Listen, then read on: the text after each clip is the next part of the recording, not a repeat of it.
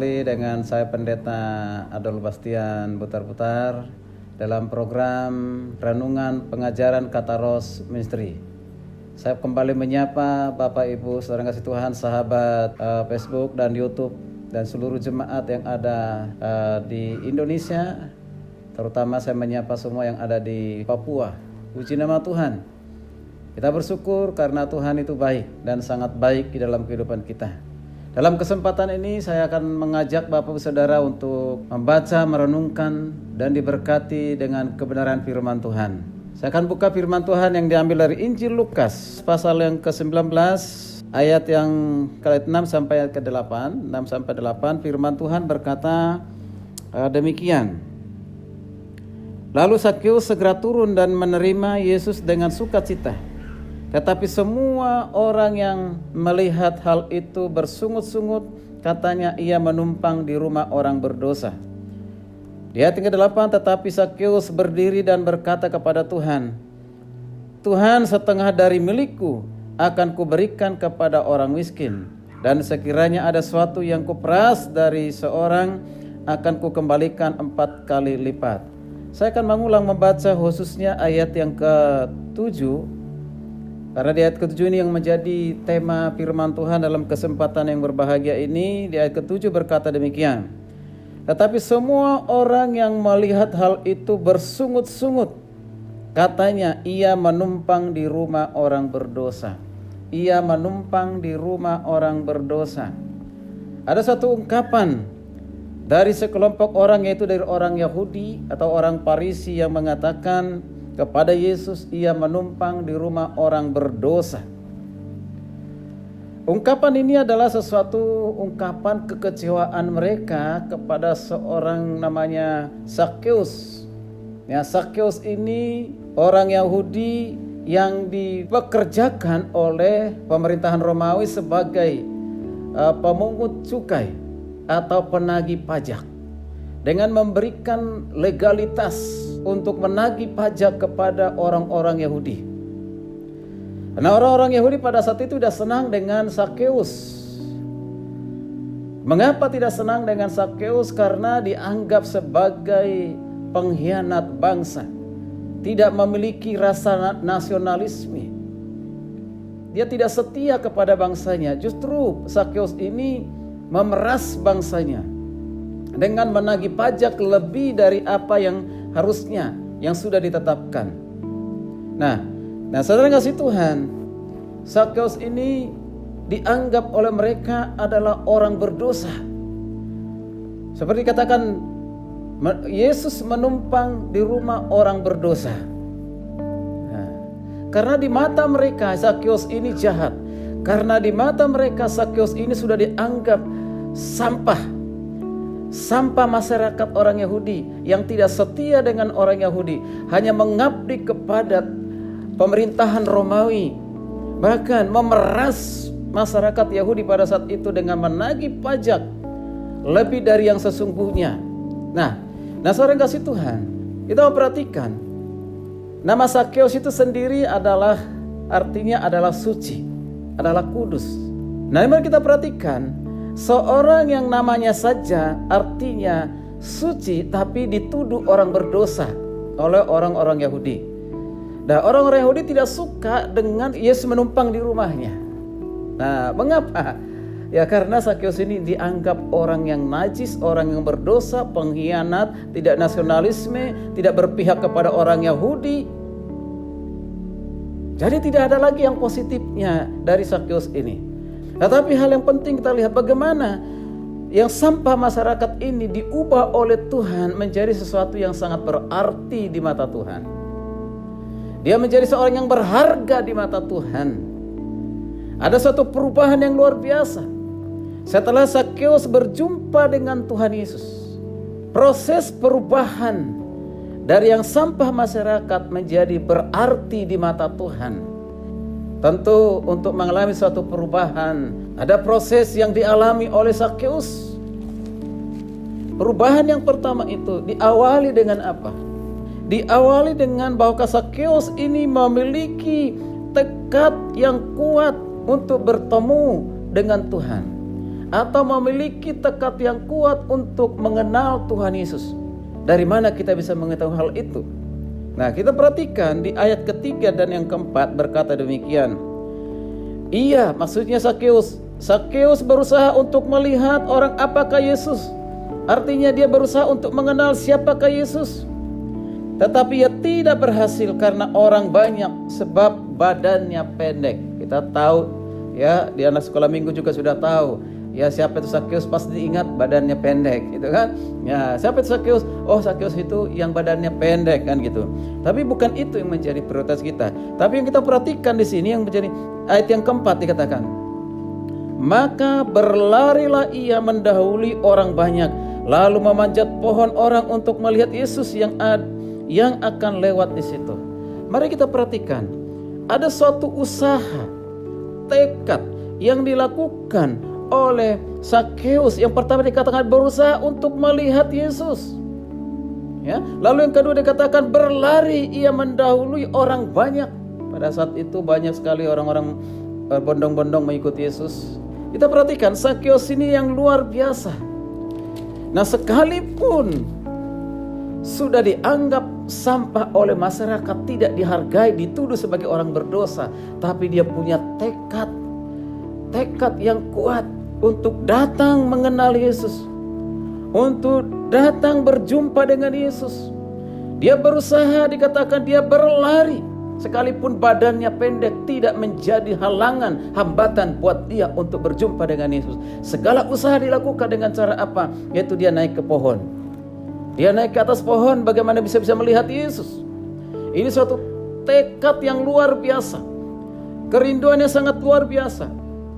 Artinya di sini kuasa Roh Kudus di dalam hidupnya sudah mulai bekerja, karena dia rindu mengenal Tuhan.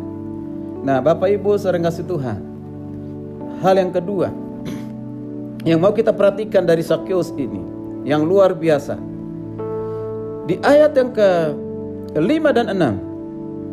Saya akan membaca di ayat ke-5 dan 6 dikatakan demikian.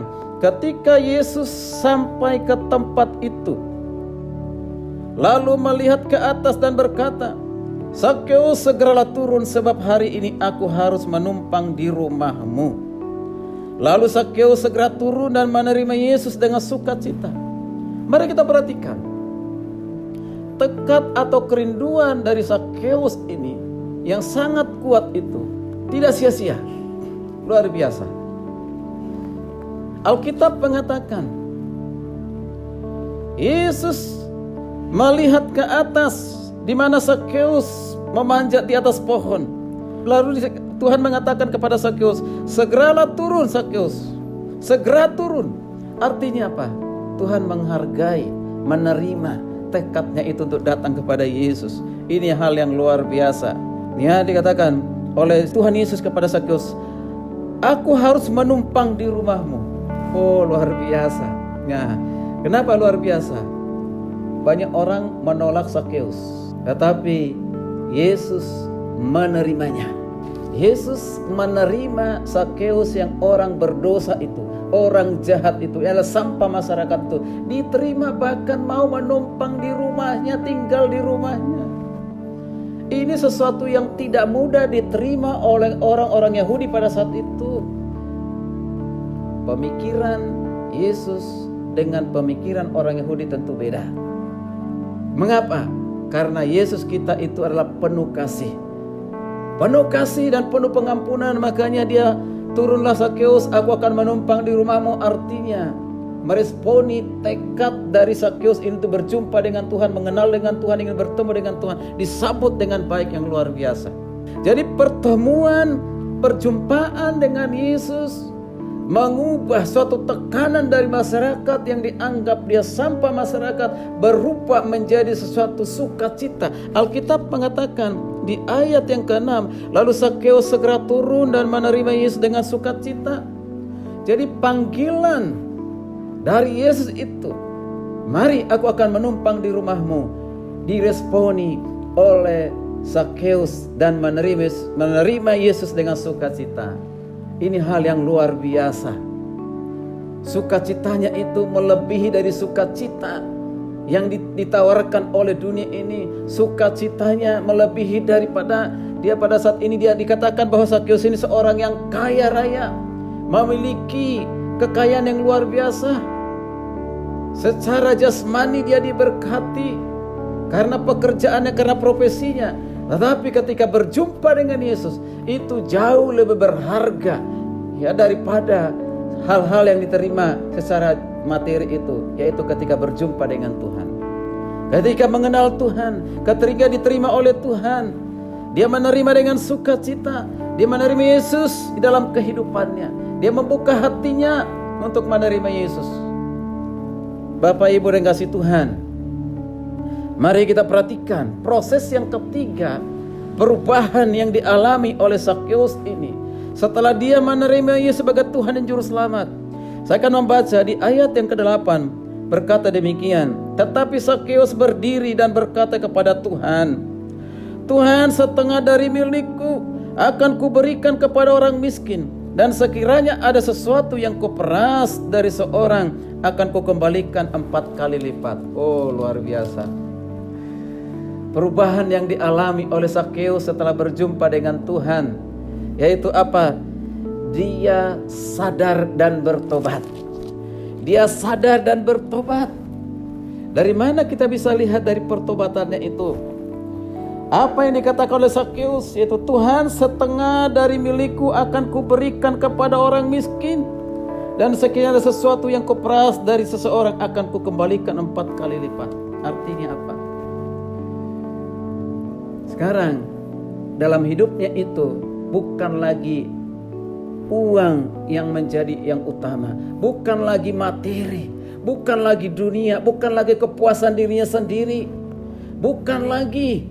Tetapi yang terutama dalam hidup, yang paling berharga dalam hidupnya, tidak ada yang lain selain daripada Yesus Kristus.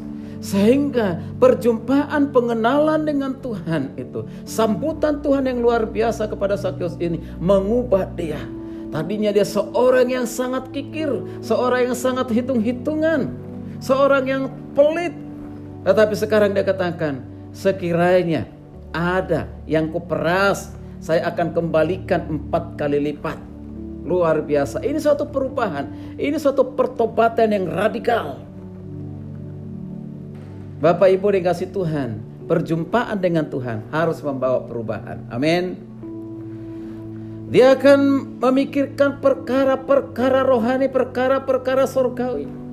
Sekalipun hidup di dunia ini, tetapi dia bukan datang dari dunia ini, tetapi ketika dia berjumpa dengan Tuhan, dia sudah menjadi milik Tuhan, dia menjadi warga kerajaan sorga. Sakeus ini menjadi warga kerajaan sorga. Bahkan Yesus mengatakan di ayat ke-9, kata Yesus kepadanya, hari ini telah terjadi keselamatan.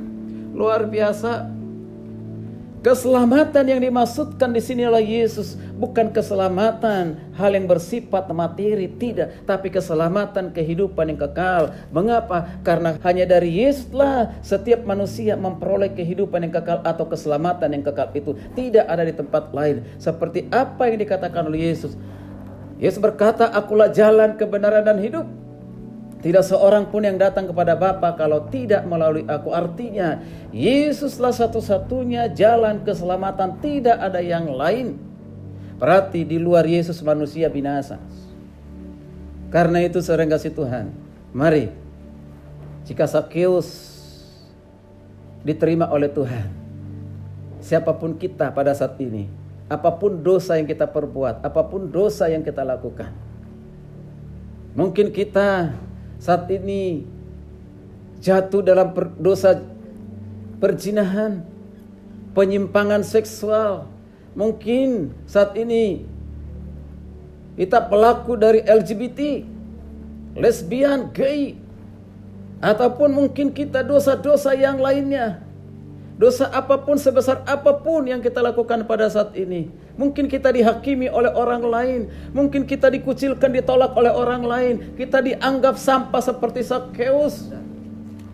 Seperti apapun kondisi saudara, keadaan saudara, dosa saudara, ingat ketika engkau bertekad datang kepada Tuhan, mengenal Tuhan yang benar, datang kepadanya, menerima dia dengan sukacita, menerima Yesus dengan sukacita, menerima dia sebagai Tuhan dan Juru Selamat.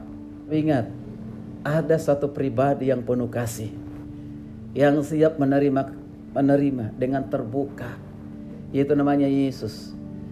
Dia menerima kita apa adanya. Yesus datang bukan untuk orang benar, tapi dia datang untuk orang berdosa supaya dibawa dibenarkan. Maka dikatakan di ayat 10, dari kitab Lukas tadi 19:10 ayat terakhir dikatakan, sebab anak manusia datang untuk mencari dan menyelamatkan yang hilang. Jangan ingat-ingat lagi dosamu. Apakah mungkin saya diterima oleh Tuhan? Saya ini orang bejat, terlalu banyak berbuat dosa. Saya ini kan laki-laki pendosa, saya ini kan perempuan pendosa, saya ini jahat dan yang lain. Sejahat apapun engkau, sebesar apapun dosamu, ketika engkau datang kepada Tuhan, maka Tuhan akan menerimamu, maka Tuhan akan mengampuni segala dosa dan kesalahanmu. Jadi sekali lagi kita belajar dari Sakeus. Apa yang kita pelajari dari Sakeus? Yang pertama, dia bertekad untuk berjumpa mengenal Tuhan Yesus. Yang kedua, dia menerima sebagai Tuhan Juru Selamat. Dan yang ketiga, dia mengalami perubahan yang luar biasa. Puji nama Tuhan. Kiranya renungan ini menjadi berkat bagi kita semuanya. Shalom, Tuhan Yesus memberkati.